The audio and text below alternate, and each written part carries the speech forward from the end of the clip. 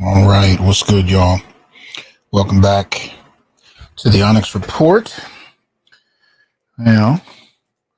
Where we as black male justice advocates uplift black men and boys using critical analysis. Hope everybody's well. Trying to get it in today, so I'm glad to see brothers coming through as usual. Shout out to Tim. What's up? Good brother Malika. Always good to see you in here, man. Hope you're well. Code Father, what's going on? Shout out to Mark Tuggle. Hope you're well, man. Always appreciate that support. Barry, what's going on? Layman's Journal in the house. Y'all support the Layman's Journal channel. Check him out. AB Media, what's up? Support AB Media as well. Salute to you too, brother. Ajax, what's going on? Aaron, what's happening? Ahmed, what's up? Busy Mike, what's the word? Got Andre in the house. What's going on? Ron, Donnie, it's all good. LXST, what's up? Shout out to David White coming through early with the donations. That's from Black Men, the official of Doc. I appreciate that. Shout out to Barry for the support as well. Like, share, subscribe, join, and donate. Support the channel so we can continue to bring you this independent black male thought. So I appreciate you doing that. Y'all know the deal. You can support on Patreon, Cash App, PayPal, Venmo, or right here on YouTube. And in particular, I want to shout out some donations I received in the last couple of days on Cash App. Some generous ones that caught me off guard. I really want to extend my appreciation to. So shout out to Malcolm. Appreciate that. Generous donation. Shout out to David. Shout out to Raymond. And David again. I know it's, communicating through Cash App isn't hard. It isn't easy. So, sometimes people want me to do certain things or send me certain messages. But if you go to my website, www.thasanjohnson.com, there's the list, the email address is listed up there. So, you can just use that. But if you forget it, hasan.johnson@gmail.com. Just hit me up and let me know what's on your mind. But I appreciate that support. I wanted to get that out of the gate because some of those things catch me completely off guard, and it it lifts my spirit to know brothers are listening. Which brings me, by the way, to the something I want to put on the table. Hope you guys will support me. I'm really close to 40,000 subs, so if you guys can help me get there, I'm a little over 38,000. Spread the word, share the videos. I'm urging people to go ahead and subscribe. So we can kind of get over that 40,000 subscriber bump. Shout out to Metacog. What's up, John? Dead Set in the house. What's good, Dead Set? AJ, what's happening? Beef King. We got Jay Kenyatta. What's going on? Dr. Thunder in the house. Shout out to Dr. Thunder. Hope you're well, man. You've been killing it lately. So y'all check out the Dr. Thunder channel. You've been delving in, dealing with a number of topics. He comes on real early for those of us on the West Coast. But, I think it's like 6 in the morning. I'm up and I'll see him, he's already deep in his show or something. So I don't know. I'm usually up till about 4:30. So I've been dealing with some insomnia. So I tend to be up. So my days and nights are all backward. But shout out to Dr. Thunder, though. Joe's, what's up? Marcus, what's happening?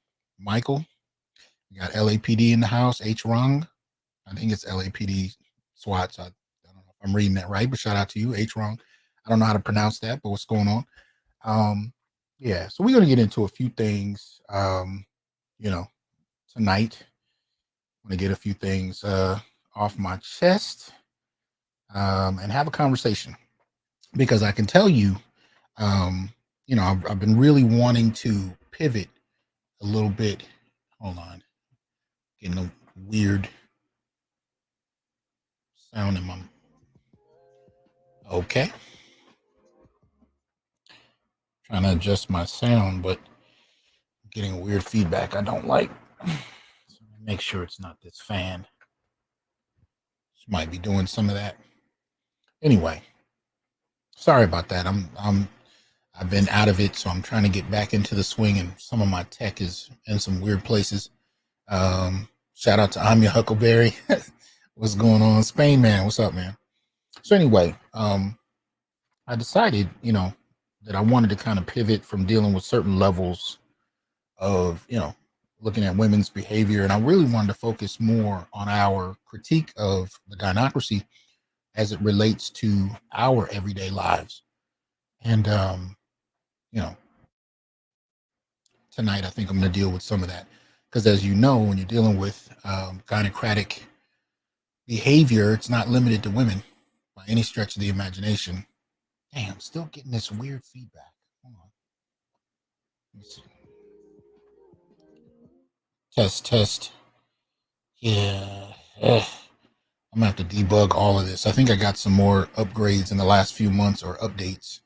I think it's playing havoc with my system. Anyway, so yeah, so I'm going to do a little bit of that. And as we're heading into this next presidential election, I think it's going to be key that we be outspoken on where Black men stand, on some things, because I think whether you're talking about the white establishment or whether you're talking about the Black community, Black men are starting to not only pull back from some of the things we've traditionally done to no fanfare, but we're also starting to become very vocal.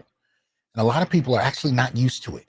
I mean, politically, they're used to a history of black men being vocal, in the 60s and 70s and so on and so forth. But I do think, being politically vocal, as well as vocal on social issues, relationship issues, political issues, and seeing those three things intertwine.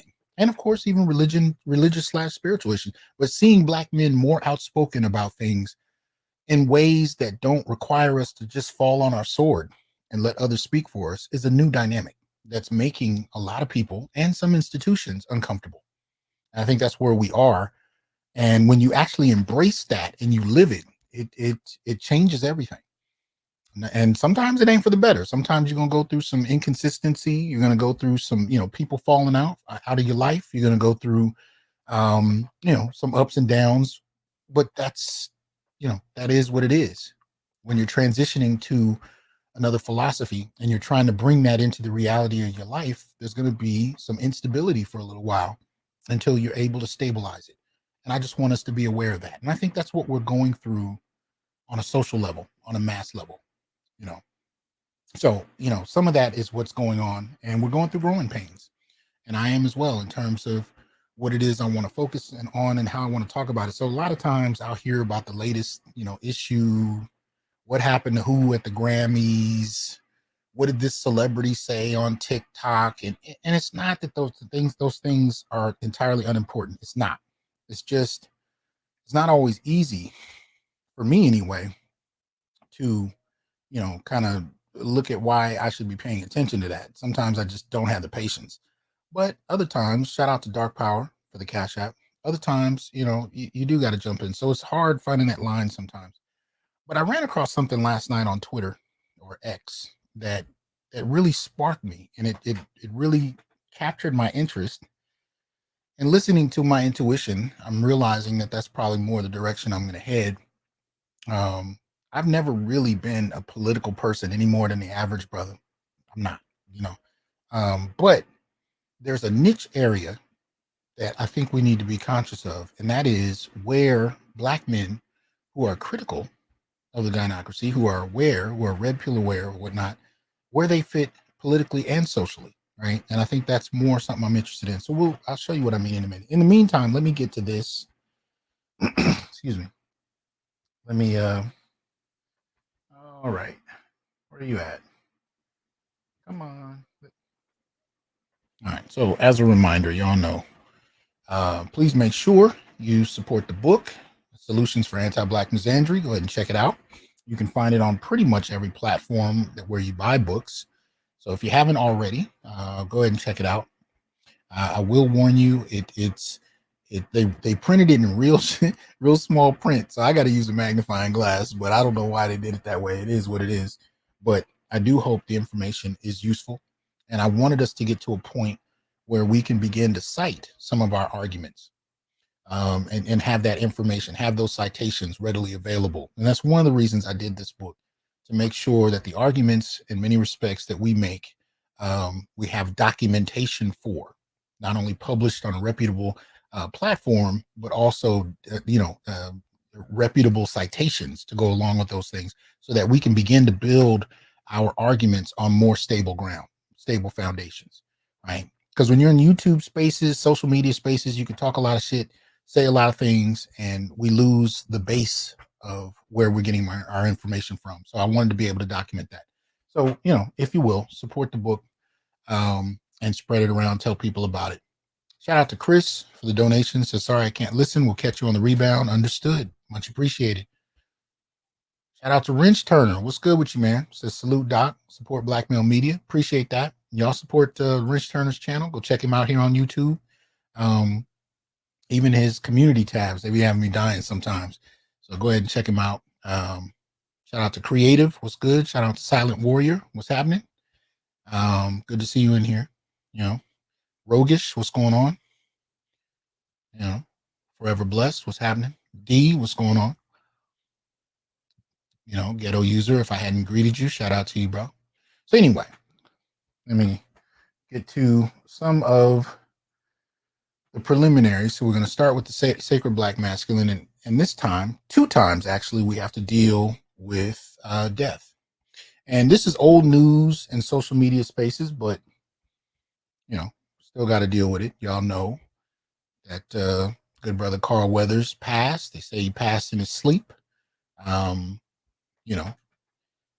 a lot of people have already talked about this. I was completely caught off guard when I got wind of it the other day. But nevertheless, I wanted to be able to throw my hat in with everyone else that paid their due respect to the brother, because growing up watching 80s movies, I was a lifelong fan, of some of the work he's done. He played a role in my imagination and my conception of what it meant to be a Black man. You can't pretend he didn't. If you were actively watching media, this brother was a part of your imagination. And one thing I remembered even as a kid, shout out to Lord of Brooklyn. Welcome to the Onyx Brotherhood. Appreciate you coming through, man. Thank you for joining. Yeah, shout out to Action Jackson. Real talk. Appreciate that, Lyndon. But one of the things I remembered about him when I first, I heard he passed, one of the things I thought about him was obviously his athleticism. There's no question that remained consistent. This is going to sound weird. It was his performance as Apollo Creed in the first, and to some extent, the second movie, Rocky movies. And what I remembered about it more than anything was that he was as political a figure as he was an athlete. If you watch and compare Creed Hell, you can compare all the other Rocky movies where Rocky was champ, right? You can compare the Creed movies, and you look at the early Rocky movies with Apollo as champion. He was the only one that really understood the political role he could play as champ. So he was very actively involved in racial issues, and it's hard to believe that Rocky wrote all of that in the original script. But hey, he very well could have. I'm not taking that away from him if he did. I don't know if that happened, or Apollo or Carl Weathers said anything, or if it was inspired by Muhammad Ali, who I know Sylvester Stallone was a fan of. But either way, one of the things I saw with his performance of Apollo was a champion who was a champion in the ring, but was actively involved in politics. And I remember as a kid thinking that, I'd never seen that before, right? But when you watch Creed and you see that now, he's more of a businessman, an entrepreneur, things of that nature. He's trying to get, things off the ground, and that's all well and good. But this is a political dimension, and that was a reflection of the 70s in many respects. But I love the way Carl played it. He was definitely an alpha and how he carried himself. He understood his worth, he understood his value, and he understood what he had to contribute. And if I can't say anything else about what Carl may have brought to that script, I can say the way he played it, the intensity, the intelligence. And that was the other thing too, the way he carried himself out of the ring in those performances was, was very classy, and it was very upstanding. And as a child, I remembered looking at him thinking, damn, I didn't have the verbiage for it. I didn't have vocabulary, but there was an audacity. And yet at the same time, there was a dignity to it that I appreciated. Now, we've seen him in a number of other things, from Happy Gilmore to The Mandalorian, and I've enjoyed him. I don't think I can point to too many things. Nothing comes to mind that I've seen him in that I did not like. So I had to pay my due respect. That's all. That just had to happen. So, it is what it is. Let me see what did Dead Set say here. It's a legendary line. I won the fight, but I didn't beat him. Right. Right. But yeah. So, all I can do is extend my respects to the brother.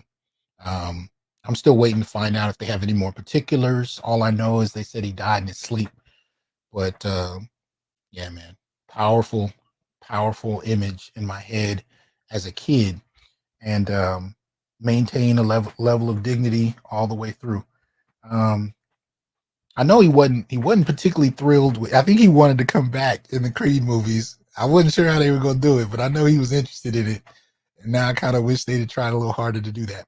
But the strangest thing though is one of the more memorable moments from him was actually a reused clip from the 80s. Because y'all know when you saw that first Creed movie, and I remember Angry Man talked about this, when I was watching Creed and he gets knocked out, not knocked down, knocked out, right?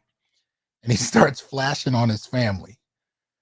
There's an image of, Carl playing Apollo Creed in the ring, doing his thing. And that father-son dynamic that many Black men can speak of or speak to, whether it's painful or not.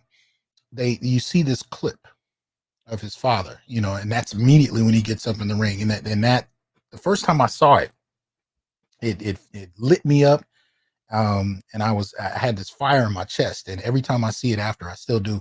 And a lot of that, was Carl, his performance. But I did like how they at least used that.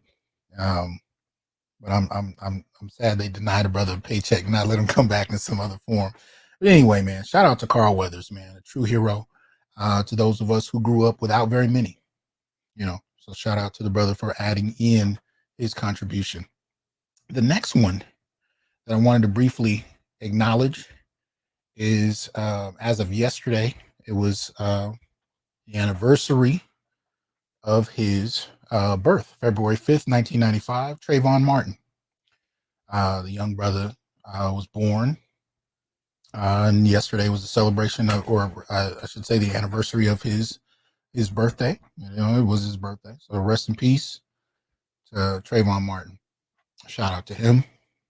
And I hope we can remember him regardless of our political use of his death, and appreciate that this young man did not get a chance to see adulthood see what he could have become, what he might have grown into. And so here you have two bookends in a way. Even though I think Carl Weathers was in his 70s, I think they said he was 76. Yeah.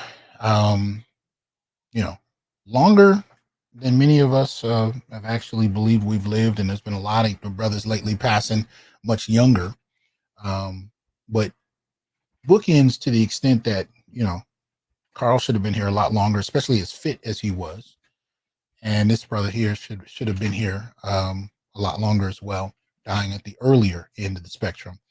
And both times we're looking at Black men gone too soon. Right. So shout out to Trayvon Martin, not just the political, martyr who died unjustly, but also to the young man himself, whose potential he never got to realize. So much appreciation for those who sent that in to remind us on other social media that his birthday was yesterday. Shout out to Ghetto User for the support. Appreciate that again. Yeah. Well, yeah. Rest in peace, Trayvon. So anyway, the other thing I kind of wanted to bring up,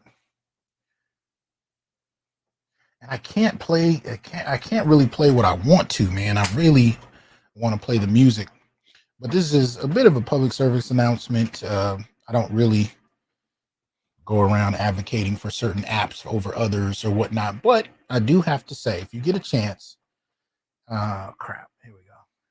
There we go. Kings from Queens, the Run DMC story, came out on Peacock the other night, and it's 3 episodes, 40 to 50 minutes each. But really, really enjoyed this piece. And if you're Gen X, all the nostalgia feels are there, man. So I'm watching this thing, and it had to be, I don't know, had to be like midnight, but I'm bouncing along with everything, man, because they brought me back straight to my childhood.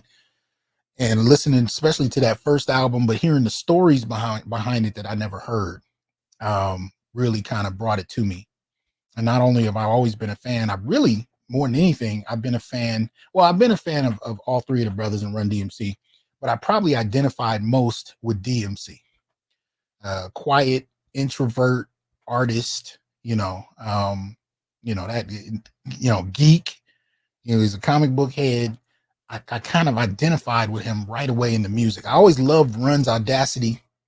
Don't get me wrong. And it took a lot of that. When you see some of the clips, some of the performances they had, especially at Live Aid, where you have all these white rock bands and they figure out late that they don't have any black, artists for what is supposed to be a fundraiser for Africa. So they invite Run DMC and they come in the house talking about they the kings of rock. I mean, the audacity of it is lost on you if you haven't seen, the behind the scenes on how, on what goes down. So I always loved Run's audacity for that. But D was the technical master, man, and he just would craft a lyric in a way that just, god damn, man. And it was cool to see them talk about their personalities before they become Run DMC, because D, he's like, I don't leave a house. I draw, I read comic books. That's all I do. And he pointed to the room he stayed in. He's like, I don't come out of there, man. This is what I do. So when they finally got him on the mic, Run had to damn near cuss him out. Like, look, man, because Run already had an end with his brother, as you know. So he was already going to do his thing. He was a DJ. He was venturing into rap. He already had a secure kind of setup, and nobody was looking for DMC to rhyme with him. And they were already cool. So he basically had to cuss him out. He said, look, man, get on the mic and do your latest rhyme. And, when you hear it in that context, and then you listen to the songs that you grew up on, it adds a whole new dimension to it. Right. And so DMC for me was always my go-to. Never dropped the ball, always on point. Anytime he picked up the mic, I had to stop and listen. And he would always bring something creative. He was as I said on Facebook, he was the sound wave to Megatron. He was the Spock to Run's Kirk. He always came through consistent. And so it was good to see some of those interviews with DMC. But if you haven't checked it, this will definitely take you back to when you've heard those first tracks come out. them early sucker MC days, you know. Shout out to Mark. He says Hank Aaron was born February 5th, 1934. He lived 87 years. Shout out to Hank Aaron. Appreciate that, Mark. Castlevania Kids says, have you seen Passport OG latest video today? I saw it and instantly thought of Dr. T. You know, I saw it in the queue. I haven't had a chance to watch it, but I support Passport OG's channel. So make sure y'all support the channel and check him out. I'll probably listen to it after I get off with this. You know, so that's what's up. But if you have a chance, check it out on Peacock, where you deal with early run DMC. So anyway, all right. So here's the thing. I ran across a short video on Twitter from from Charles Blow, journalist, whom I've never particularly had an issue with. But I think what we're dealing with, and this is one of the things that's caught my attention as we're heading into this next presidential race, is you have people who are trying to explain Black men. And they're doing so in a manner that I think is a bit disingenuous. Right? But here's the key component to all of it. They're not actually asking Black men. And this includes Black men who are speaking for Black men without asking Black men what's going on. They're not asking the brothers that do research on this. They're not asking the brothers who are constantly in contact with a wide array of Black men who are talking about their thoughts. Hold on. Yeah. Atlanta, stay focused and informed, says the Jam Master Jay trial is going on now. Thanks for reminding me. Absolutely it is. Look into that. If you haven't followed up on it, keep up with it. There was some new dimensions to it as of yesterday. I just posted something on this on Facebook yesterday about the trial. So Atlanta Stay Focused is definitely right. If you're interested in what's going on with the Jam Master Jay trial, please look into it now. But anyway, so let me play for you. Now, this is a short clip. It's only a little over a minute, but it kind of gives you a sense of what kind of set me off. So this is Charles Blow, journalist, talking about Black men and their voting patterns and what he's observed, or at least his interpretation of it. So here we go. Why do more men than women support Donald Trump, including more Black men? I don't like the sound on that. Let's try it again. Hopefully I don't have any problems. So hit a 1 if you can hear it. And here we go. Why do more men than women support Donald Trump, including more Black men? Let's discuss one reason that may be contributing to this. My name is Charles Blow. I'm an op-ed columnist at the New York Times, and this is my take. So Tremaine Lee at MSNBC has been traveling the country talking to Black voters, and he went to South Carolina and talked to Black men. They talked to him a lot about economics, but one of the respondents said something really important, something that we don't talk about enough. A lot of people admire the persona, and they want to be him. You know, they want to enjoy. Okay, so let me start with this. He admitted to you that they talked to scores of Black men who talked about economics. He said one Black man said that, you know, Black men aspire to be Trump. And this becomes the subject of the op-ed, right? This is what actually happens to Black men as a whole, right? Where if you have one brother that does something, that somehow becomes a reflection of all. Now I'm gonna let this continue. Like I said, it's pretty short. We're already halfway through it, but I just wanted to point out that even Blow himself says this is coming from one, and yet this becomes the focus of the discussion. The perks that he has, he seems to always be able to circumvent the rules. See, that's the thing that we don't discuss.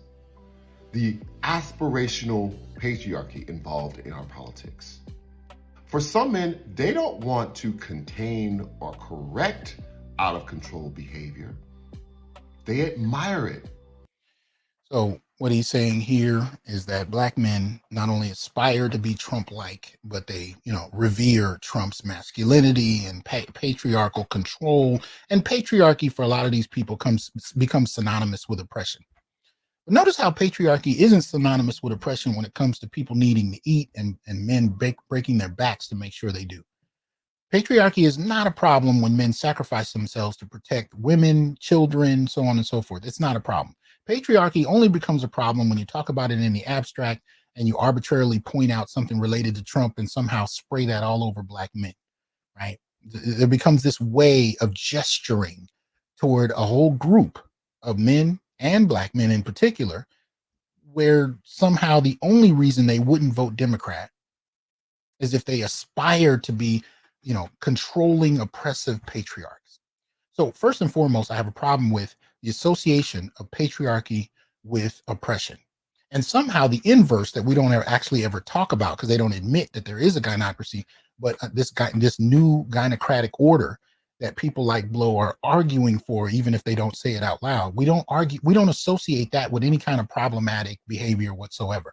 Even though y'all see me on a regular basis pointing out teachers, mothers who are killing kids, women who are sleeping with students. We don't anything that problematizes boys and men's life, quality of life, that comes from women's behavior. None of that is associated with a gynocracy. As a matter of fact, nobody admits that a gynocracy exists except in this, a sector of men who have these conversations. But so again, patriarchy is made synonymous with oppression. We don't acknowledge anything that may be happening on the other side of the discussion. And so you end up with this Manichaean dichotomy where, anything related to masculinity is toxic and problematic. And, we don't say anything about what's on the other side of that coin, but we're supposed to assume that anything related to the uplift of women and to some extent LGBT must be inherently wise and loving and supportive. And it is the contrast to this toxic poison of masculinity. Let him finish. They want to assume it and to wield it. They don't criticize because they idolize. So he's saying that, people don't criticize black men in these spaces and men in general, but he's really talking about black men don't criticize Trump because they idolize Trump. And they idolize Trump because they want to be controlling and oppressive and problematic. There's only a few seconds left. Let him finish. Let me know what you think. All right, good. We're done with that. So here's the thing. We have these conversations about black men and politics. We've seen this kind of baiting over the years, right? That if you don't vote for the Democrats, we saw it with Ice Cube and a million other, men, black men over the years. I've heard this shit since I was a kid. If you don't vote Democrat, you hate black people, you hate yourself, you're an Uncle Tom, you're this, you're that. Here's the thing. This dichotomy of this issue is already dehumanizing. They're missing a whole lot of subtext to this. First of all, you're talking about two positions, voting Trump, not voting Trump, Democrat, Republican. Look, I'm an independent. I'm going to go into that a little more in a minute, but I'm not drawn to any particular candidate because of their charisma or anything they've said, like I, might have been when I was a kid. I'm drawn to policy. If you actually are talking to me, and this goes, this is where I tipped my hat to Ice Cube a couple of years ago, because this is what he was trying to get people to understand. We have to move in the black community from a position of following political figures because of, their charisma or whatever. I mean, shit, I think of, Bill Clinton on Arsenio Hall playing, the horn. No, we have to evolve that to a point where if you're not advocating for the policies that I'm interested in, you don't get my vote. And I don't care what party you run for. This is the thing. This is the pivot that I think black men are making that is scaring the shit out of everybody else. Right? And the only way they've thought to frame it is in these kind of childish, dismissive ways. But instead of actually listening to what black men have to say, we have to dismiss it. And if we can find high profile faces, names who are black, and if they are black male, even better, to dismiss this whole population, then we'll do it because we can shame them and dismiss them at the same time. But even Blow doesn't actually listen. He says himself, they interviewed scores of men in South Carolina. They did a video clip and a profile on one. All he said is these scores of men talked about economics. What in the hell does that mean? What does it mean? Were they debating theory on economics, or did they actually have points to make about economic issues that directly relate to them. And why is that not the focal point of the discussion? Why do you have somebody like Charles Blow fixating on one person and somehow making that a statement about Black men? This is a problem to me. And it's a problem that I think the left is going to suffer from. Because I think more and more there is a split in the Black vote. And I do think in many ways it's not only split on class lines, it's split also on gender lines. Black men are moving away from Black women, and the Democratic Party has sought to prioritize Black women's voting, practices, because it deems them the voice of the Black community. Now, Black men and women don't, in overall numbers, don't tend to vote very differently. Black men vote to the second highest degree Democrat, traditionally speaking, over the years. And no other group deals with voter disenfranchisement the way we do, in terms of, those who are coming out of prison, dealing with voting issues. Black men deal with voter disenfranchisement on a greater degree than anybody, including Black women. And yet, for the most part, have been voting majority Democrat. This is starting to change. Now, here's the thing. I'm not a conservative. I never voted for Trump. I'm not arguing that you should or you shouldn't. I'm not arguing you should or shouldn't vote for Biden. That is entirely up to you. What I'm pointing out is that my interest is based on policies that the Black men that listen to this show wrote. And it's still in the same place it has been, 17-point Black male political agenda. If you just Google that, it'll take you right to it. And my attitude is, if you don't have people who are willing to address the political ideas and proposals listed out in that 17-point agenda, I'm not interested. But I'm also going to, point a light on people like, Charles Blow, who are going to make these kind of subtle attacks at Black men and further try and convince people that we are as irrational and immature a voting bloc as ever, right? That we somehow can't get past the image of Trump. I'll say this, even the brothers I talk to that vote for Trump actually have reasons for voting for Trump. And here's the point of what I'm getting at. Regardless of what brothers vote, to dismiss Black men as being incapable of having reasons beyond that they aspire to be patriarchs, this is some childish shit that does not allow for the intelligence of a given man to actually be put on display. You're going to choose one dude that made a quick point and make that the focus of Black men who don't vote Democrat. That's a problem to me. That is a serious problem. It's dismissive, and in my belief, it's inhumane, because it does not allow for Black men to have a voice, to have a critique, to have something to say that you just may not agree with. It doesn't allow for any of that. And I defend brothers' rights to choose to do what they think makes sense. Now, here I'm talking about Black men that have a logic, that have a reason, that have a rationale, and can articulate it. Notice how few of those get the mic. Right? Of all those men in South Carolina that was interviewed, they chose which one to give the mic to. And he made a statement about aspiring to be Trump-like, but nobody had anything else to say? Really? But when you admit that they had something to say and you purposely downplayed it, but I find it key though, he downplayed it, but he still made a point to say that they were talking about economics. Now, this is strange, because if you're going to somehow imply that Black men are too childish, in essence, to actually have a serious political voice, but then you also say that a lot of them talked about economics, is that what immature voters talk about? See, in my assessment, immature voters, say follow celebrities and do whatever they tell them to. Well, Cardi B said this, so that's who I'm going to vote for. That to me is political immaturity. But if you have scores of Black men that are talking about economics, and yet you have nothing to say beyond that to give your audience a sense of what they meant, but then you're going to bait and switch the conversation and make it about one guy talking about, that is what's, to me, looked at as kind of a slash job, right? Your job is not to present Black men's arguments. Your job is not to articulate Black men's thoughts. Your job is to dismiss the idea that Black men think and have something to say that other people may not like.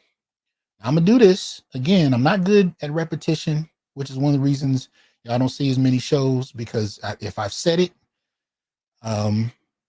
sometimes it takes a lot for me to say it again, and I have to have others push me to like, no, Doc, say it, so I have to go back and say what I've said before. This is the 17-point Black male agenda. If you're not familiar, I'm going to put the link in the chat. I'll try to remember to put it in the description box, but again, you can always just Google it. It will come up because there's not another one. And the Black men who support the Onyx Report are the ones who wrote it. Literally, they pooled their suggestions and brought it in. Now, I'm gonna scroll down a bit. So the last time it was updated was September 27th last year. It is constantly being updated. If you have ideas on policy that would help improve the quality of life for Black males of any age, send them to me. And as long as it actually looks like it might be an improvement on the quality of life of Black males, I'll post it in there. Now, I don't have a problem with any of the ones listed in here, but I will say I don't put them up strictly because I agree with them. I put them up because these are ideas that Black men are proposing to improve their own quality of life. And since ain't nobody asked a shit of relevance, I thought Black men should be able to speak for themselves. So here kind of outlined for you, right, the streamlined list. So if you go down, to the bottom, and you can click on any of these links, it'll take you to the full breakdown. And many of them have subpoints. As you can see, family court reform has 17 subpoints. Education has 3. Criminal law has 12. Many of them have subpoints. But at the same time, you can look at how many different areas. There's 17 different areas. So it's not just 17 points by themselves, because again, there are a lot of subpoints added to these.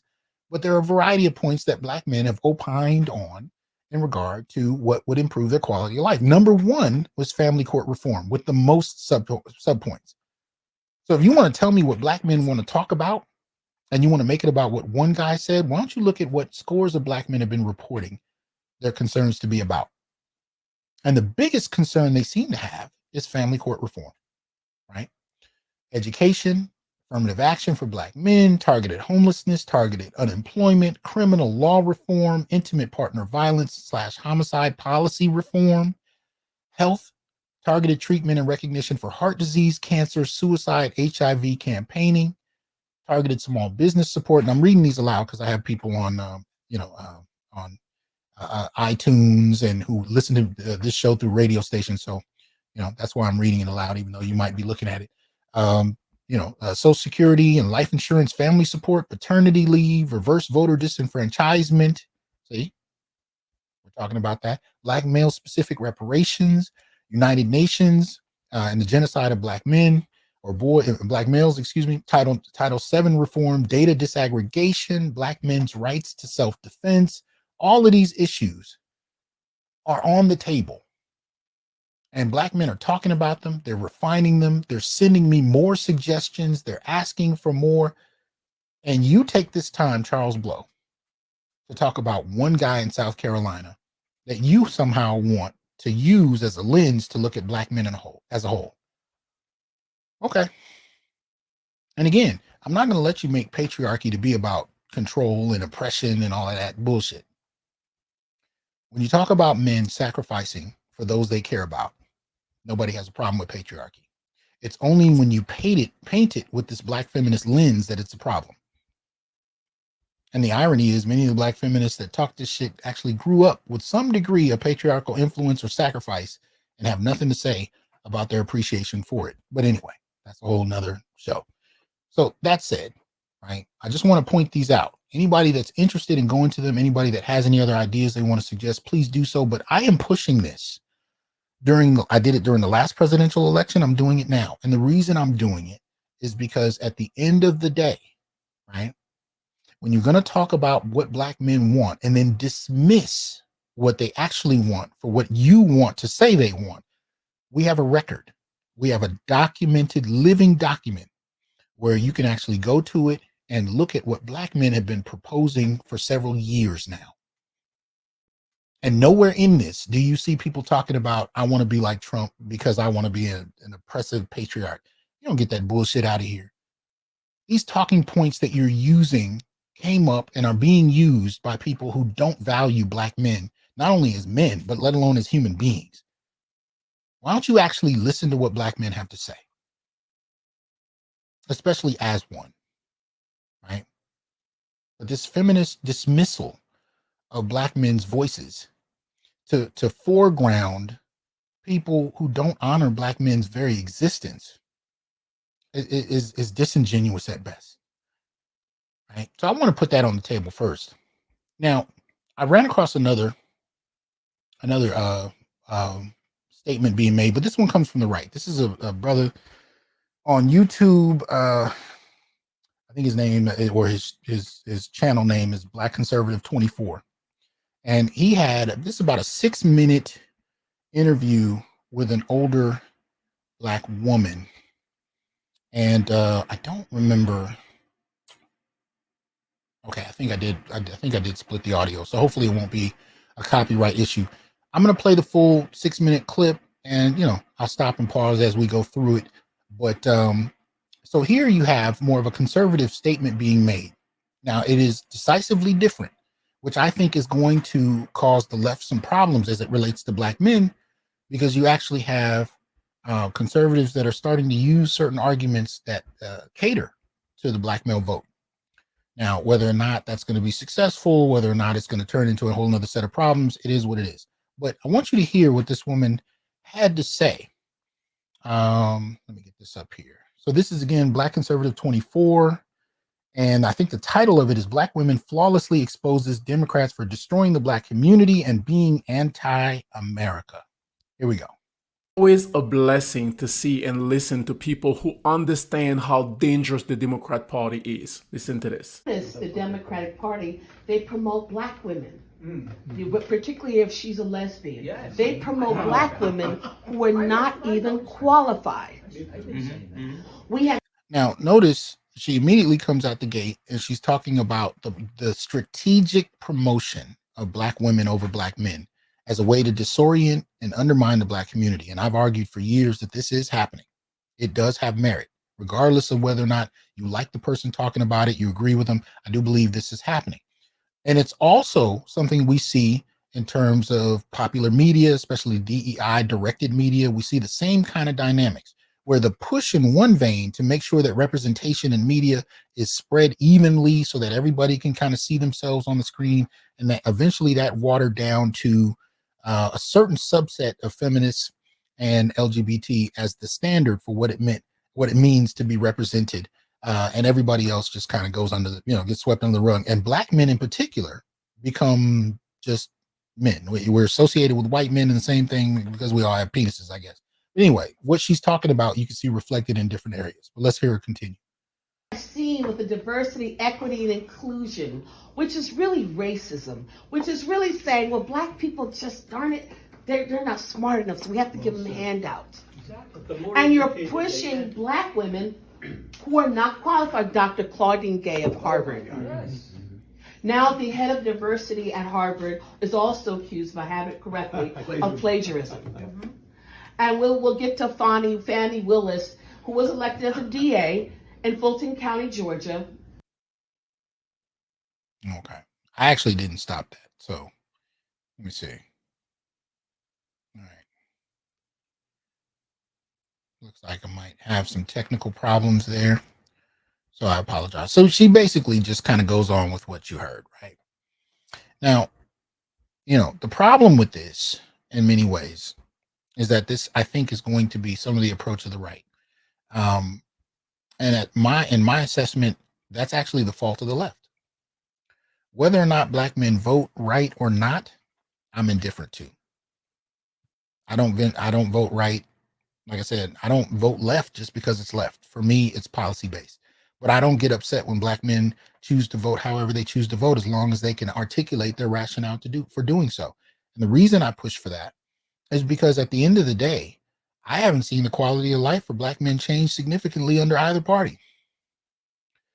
Again, if you're not going to be interested in what I have to say and what I believe and what I'm interested in, then why would I spend time on this? How much energy am I going to extend on this? And this is where I think a lot of black men are heading toward. More and more black men are starting to withdraw. And I advocate withdrawing as it relates to refining your argument. And then at some point, I do believe we have to come in with a much clearer argument, a much more straightforward, breakdown of what it is we need, what it is we value, what it is we want, and why we want it. So that we can't have these people like Charles Blow getting up and telling everybody why black men are doing what they're doing based off one guy that was interviewed in South Carolina.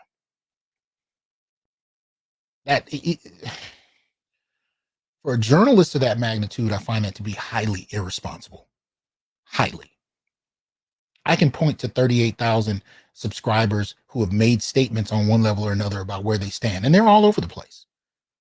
They are all over the place, politically, ideologically. I mean, again, I've seen the gamut just on my channel of hardcore nationalist revolutionaries all the way through hardcore conservatives, the whole gamut, across the board.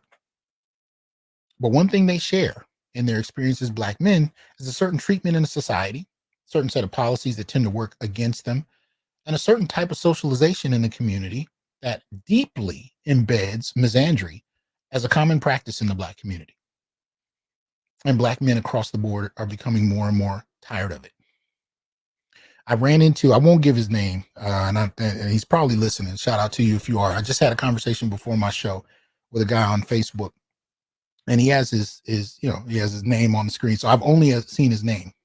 And, we've communicated back and forth over the years. Come to find out, when I finally opened one of his posts, I saw his performer name. This is a brother who, as a rapper, I've been a fan of for years. Didn't even know it. And we start chopping it up, and I'm like, damn, I love this brother's work. And I always have. And so now I didn't know that he's actually been a supporter for years in terms of, sending me stuff to post and so on and so forth. So anyway, he starts talking to me about how his music changed after, engaging some of the arguments that people like myself are making, and how and this is not just because of the power of the arguments. It's also tied to his real life experiences, divorce, so on, those kinds of issues, and how they relate to the stuff we're talking about. So what's my point in bringing that up? I'm bringing it up because there's a wide array of people who are at every spectrum of society who are starting to understand that as black men, they have a unique experience that nobody advocates for socially, politically, right? Nobody advocates for. And they're starting to understand that they have to do it. So he took it upon himself to start changing the nature of his music to suit his outlook. Many of us have been doing so in our own ways, our own micro ways in the lives that we live. And more of us are starting to ask the question, how can we move this pivot to a larger scale, right? There's a platform to do it on spiritual grounds, religious grounds, if that's your path. There's a platform to do it politically. And I think in many ways, we have to find ways to reinforce each other in a lot of the different areas that we're in to do this, to reinforce a different way of looking at the world based on our lived experiences that others have no sense about. Hold on. Let me do this real quick. Let me acknowledge some of these super chats before I continue. Trash 6 and it appreciate the support. Thank you for that. Michael, appreciate that. He says, as a black man currently running for political office, this one really hits home. Okay. All right, Michael, let us know a little more about that. You may have already been talking in the chat. I haven't had to look yet, but appreciate the support nonetheless. Curious to know more about what you're doing. Afro Nerd is definitely a friend of the show. Shout out to Afro Nerd Radio. What's good with you, man? He says the consistent reliance on compromised alternative sexuality / male feminist black males, alleged pundits can't go unchecked. No regular / moderate brothers or professionals. Chosen reps, Doc. Exactly. Chosen reps for real. Shout out to Lithium. He says people under 43 have been screwed by neo-lib / neocon policy. Trump is anti-neo-lib and more pro-male than the Dems. Shout out to Thomas. Appreciate that support. He says Blow published in the New York Times piece that debunked the myth that black fathers are absentee. Given Trump's hostility toward black people, Blow was right to question the support, but reached the wrong conclusion. See, and I'm not upset that he questioned the support. What I'm frustrated by is that he basically pathologized a whole group of black men based on the statements of one in South Carolina. That to me is highly problematic and irresponsible, right? Because when you get down to it statistically, you still have a small minority of brothers who aren't voting Democrat. And I'm not saying that's good or bad. It just is. So if you're going to make these kind of statements, you really need to be more responsible in how you go about it. Because to me, this did a disservice to black male voters across the country by attempting to dismiss some of the concerns that black men are now starting to raise and made it this childish gesture. And the reason I'm saying some of the concerns, here's the thing. Black men have had to figure out how to develop our own vocabulary to better understand our own situations. And y'all know, I've really, in the last, I don't know, what is it? Oh, man, I guess it's been 5 years. In the last 5 years on this show, I, alongside many others, have been crafting a vocabulary so that we can better explain to ourselves, let alone the public, what we stand on and what our experiences have been. Trying to use the terminology of other groups to explain what you've experienced, we found the hard way does not work. It still leaves you within the framework of what their accepted kind of worldview is. And so we've had to break from that. That's hell. That's what a lot of my book is about. It's actually introducing and using terms and kind of common vernacular that explain black men's experiences in a whole different way. And this is what we've been doing. And so as black men are developing their own vocabulary, we're really figuring out how to articulate our political view, and to dismiss it all to one candidate that you don't like, and you're trying to, it does a severe disservice to black men, because black men are far more nuanced and complicated than that. Black men come from all over the ideological sphere with arguments and experiences that I don't think have been properly weighed and analyzed, listened to. Put simply, I don't think it's happened yet. I really don't. I don't particularly care what side of the ideological framework black men are coming down on. What I care about is that they're actually listened to. And they're not. I do appreciate Charles Blow's work in regard to pointing out that black men are not absentee fathers. I do. But that doesn't excuse how he's used at this point, how he's allowing himself to be used, and how many others use black men the same way. We've seen this. We've seen this for the longest, but at the end of the day, it's been particularly interesting in this last 4 to 5 year period, seeing how black men have been kind of maligned, pathologized, ignored, and stereotypically framed in ways that obscure how nuanced black male arguments have been and are becoming in regard to politics, relationships, policies, worldview. There's no space where I've seen black men congregate that's anywhere near as one-dimensional as it's being presented. And I know some of that is quite common, especially in political debates, but let alone just in terms of media talk, media speak. I know that's a common tactic. It's not, limited to black men, but we're going to talk about how it relates to black men, because I'm sick, too, on a whole nother level of seeing, black men just kind of dismissed and watered down to nothing. Because no, fuck that. We're going to talk about full-throated, unapologetically. We're going to talk about black men's views and advocate for the fact that they have them outside of how they're being conveniently framed by the right or the left. Because I don't care which side is doing it. As long as it's happening, I take issue with it if it doesn't acknowledge, one, what black men are actually saying, and two, that there is a spectrum of nuance among black men that's being swept under the rug. And it's being used as a political football. And that's, again, common in politics, but that doesn't mean we have to accept it. Because if we do, and we allow people to encapsulate our arguments into what they frame them to be, it doesn't work. It doesn't work. Other people cannot hijack our voices, simplify it to what they think it is, and then sell people that that's what black men think. That never works. And unfortunately, Blow is proving that you can't even rely on that with black men themselves. As was said earlier, choice picks doesn't work. We actually have to be the ones to articulate for ourselves what it is we're talking about, even if there's contention, even if there's disagreement among us, right? Even if there's disagreement, I don't have any problem with that. Disagreement is disagreement. It is what it is. But at the end of the day, disagreement does not mean that you get to, reframe a whole space of diverse Black men who come from a cross section that goes across geography, occupation, class, across so many different spectrums. It's ridiculous just to, dismiss us as this kind of unilateral category that wants to be like a political figure because we think he's meat. You don't get this bullshit out of here, man. But I think, one of the people that laid it out best still does it the best. Let's hear what Malcolm had to say about it. Liberal. God damn it. Yep, y'all can tell I'm rusty. Differs from the white conservative only in one way. The liberal is more deceitful, more hypocritical than the conservative. Both want power, but the white liberal is the one who has perfected the art of posing as the Negro's friend and benefactor. And by winning the friendship and support of the Negro, the white liberal is able to use the Negro as a pawn or a weapon in this political football game. And that's just a short clip. I just grabbed it before the show.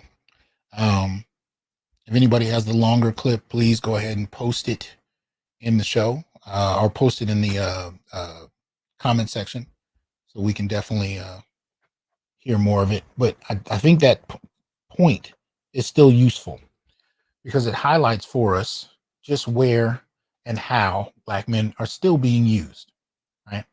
Still to this day.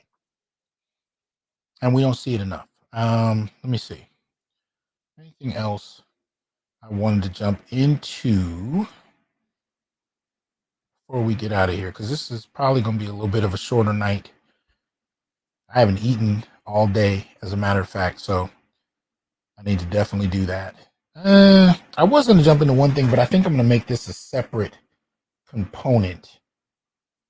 I think I will. Yeah, I think I'll make that a separate component. I was going to dive into it for the whole show, but this one I think deserves to stand on its own. So anyway, that said, I'm curious to know your thoughts. I want to know what your thinking is in regard to this upcoming presidential election, how Black male voices are being used, what you think about how Black male voices are being used, and what your thoughts are on what you heard from Charles Blow. Because I think in many ways, Blow is, the season is just ramping up. So this is just the beginning. We're going to hear a lot more. And I want us to actually have more of a coherent response to this bullshit as it's happening, rather than looking at it 4 years later, looking at what happened. I want brothers to speak out. And that's one of the things I can say in the last year has actually brought a tear to my eye a couple of different times, noticing how outspoken I've seen Black men become, something I have not seen in this way in my lifespan.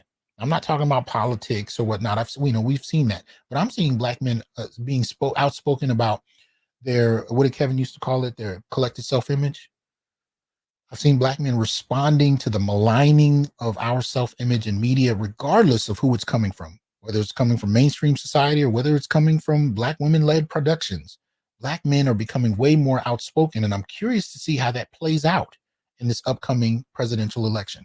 This is why I wanted to reintroduce to many of you, or introduce it to you if you've never heard of it, about the 17-point Black male political agenda. It's not because it is the end-all to be-all answer. As I said, it is a living document written by Black men about what would improve their quality of life in terms of policy. And if you're not talking about that, but you want Black male votes, I want to make it so difficult for people, most particularly politicians, that they're forced to address it. You're forced to address it. Whether you like it or not, I don't give a fuck. You're forced to address the voices of Black men who have stood up enough to write it down and put it somewhere where it remains permanently and can be only added to over time. I want us to stand on it and build from it so that we know what our political arguments are. I want us, when they're interviewed, instead of interviews like this where you have somebody stand up and say, well, they aspire to be like Trump. No, fuck that. I want them to be able to list out 5 different policies that don't exist yet or are in process because we are seeing some of the states in process, right? In regard to no fault divorce, in regard to, DNA testing at birth, we're starting to see some of our ideas transitioning into real policy. And I believe that fundamentally happened because men in spaces like this have been pushing for it. And I think it can still happen. But again, it requires at the very least that we be outspoken about the various types of policies that we want to see, so that we can push back against this kind of thing we saw Charles Blow do, where he could ignore scores of black men and focus on one who said some shit that he didn't like. No, I want us to be able to point out very specifically. And you'll notice if you go to the 17-point black male political agenda, I tried to document the data that explains the rationale for those policy proposals. So you have direct access to the arguments, the charts, the various types of data, and the links to where I got them from or where we got them from, so that you can make a full-throated argument about what black males need. And I do mean males, because I'm talking about boys, I'm talking about men across the spectrum, gay, straight. I'm talking about what black men need in regard to policy. It's not about who we like, who we don't like. It's about black male needs and the improvement of black boys and men's quality of life. And if we can get on that same agenda and push for that with a well-articulated set of proposals, a clear and full-throated voice about these issues, we're going to complicate the discussion. And at the very least, it means that if you want to come over here for a vote, this is what you got to deal with. Every political group, every demographic who is approached for a vote can articulate to you what they need in order for their vote. This is something we've seen black women do for decades now. I've never really seen black men do it. Black men, and I've argued this over the years, we have a communal focus. When you interview black males about politics, notice what Charles Blow said. They talked about economics. I'll bet you when they talked about economics, they talked about economics as it related to the black community. We have not learned to think as a distinct demographic in regard to being black and male. We think very communally. Black women have learned, most particularly from white feminists, how to think as a separate demographic. So much so that they're actually distancing themselves from black men and community when convenient and when useful to advancing their own political platforms. So political candidates can interview black women, and even though we know they're primarily going to vote Democrat, they can at least articulate, what their benefits are, what they'll get out of it to some extent. Black men, not so much. We vote and we articulate our issues on the basis of the whole community, not necessarily ourselves. And that's what I want black males to learn how to do. And the younger you can learn it, the better. You want my vote? These are my values, my political values. These are the things I'm interested in. Speak to those things. And you better be pushing toward how I'm advocating for what I want in those issues. Otherwise, you don't get my vote. All right? So anyway, like I said, looking forward to hearing more about where y'all stand on it. Give me your thoughts. And if you have any other videos, clips, or articles that you think fall within the realm of this conversation, please share it. And again, trying to push toward 40,000 subs. If there are other issues that you want me to address, let me know. I'm not sure if I will, depends on what's proposed, but I definitely want to advance this channel because just a few months ago, I finally hit 5 million views and I'm like, okay, not the biggest voice in media, but when you look at it statistically, over 90, I was telling BGS this the other day, it was something over 97, I think, percent of content creators don't get to 1,000 or 10,000 subs. I can't remember which. I wasn't planning to talk about it. It's just something I saw offhand and mentioned to them. But my point being, just like with anything else, we watch a lot of YouTube, we watch a lot of media, and we just assume this is common. But realistically speaking, the overwhelming majority of channels on YouTube and other platforms for social media, some people, majority don't get past 100 subscribers, let alone 1,000, let alone 10,000. And the numbers really start to shrink. So even though you see a plethora of content creators, know that there are 100 times more than that don't even, get anywhere near as many subscribers as the ones you tend to watch. So I don't take my little 38,000 lightly, despite that I just used the word little. I don't take it lightly because I know most content creators don't get to that. So if I have a small platform, I want to be able to advance it toward the interest of Black males and improve our quality of life in some way, shape, or form. And I hope you'll join me on that and continue to support me in that endeavor and give me ideas as to how you think we can do that more effectively. All right. So that said, I'm going to go ahead and step off. Wish y'all a good night. I'll holler at y'all soon. Peace. Here to tell you, brothers, we are not criminals by birth, perennial rapists, incapable intellects, man-children, sperm donors, child support wellsprings, success objects, walking phalluses, ATM machines, lottery tickets, unintelligent henchmen, valueless assassins, pro bono mercenaries, unpaid bodyguards, interchangeable stepfathers, child discipline proxies, unpaid repairmen, workhorses, emotional tampons, or any other socially accepted dehumanizing stereotype. We are thinkers, inventors, innovators, leaders, fathers, and men. Embrace your humanity, know your worth, and extend your time, attention, and resources only to those who genuinely respect you. And remember, your worth is not defined by meeting other people's narcissistic, selfish, and unrealistic needs. You define your worth. Peace.